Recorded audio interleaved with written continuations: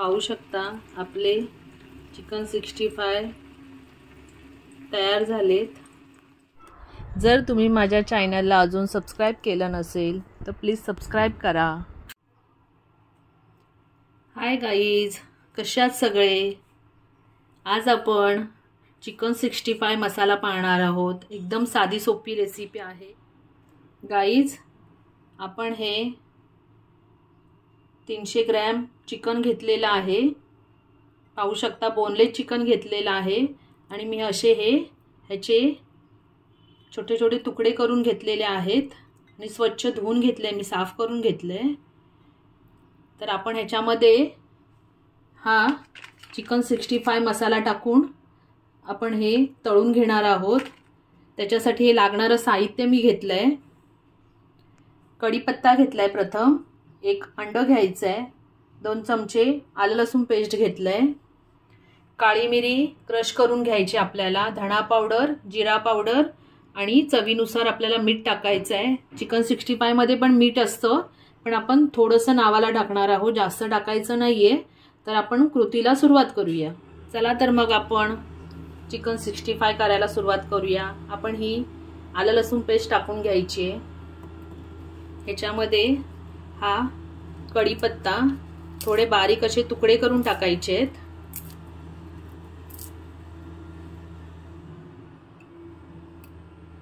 एक चमचा धणा पावडर,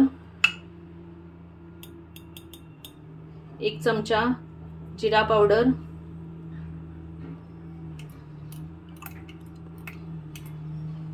थोडंसं मीठ टाकते। हे अंड फोडून घेते मी, ते सुद्धा टाकून घेते आणि हा चिकन 65 मसाला टाकते। काळी मिरी आपल्याला क्रश करून टाकायची आहे।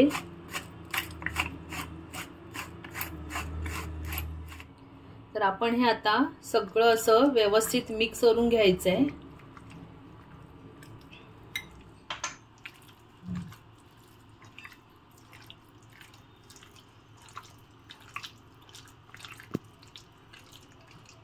आणि गाईज आपल्याला हे थोडंसं मॅरिनेट करायला ठेवायचं आहे। तुम्ही झटकेपट केलात तरी चालेल, मॅरिनेट केला तर मसाला छान मुरतो त्यामध्ये।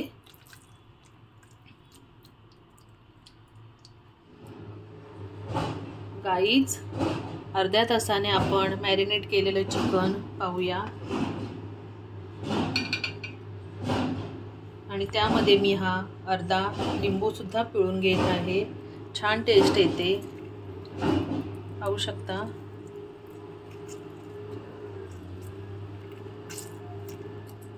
व्यवस्थित मी ढवळून घेते हे गाईज। आणि आपण आता हे डीप फ्राय करणार आहोत। तेल तापायला ठेवलेलं आहे आणि आता हे तेलामध्ये एक एक सोडून घेतेय।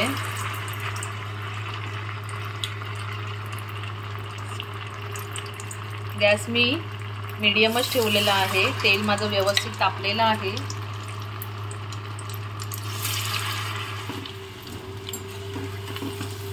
गाईज आपण बारीक गॅस, मंद गॅसवरच तळून घ्यायचे आहेत, नाहीतर जळतील। पहिले जास्त तेल तापलं होतं त्या कारणाने ते काढून ठेवले, जास्तच ते लाल झाले।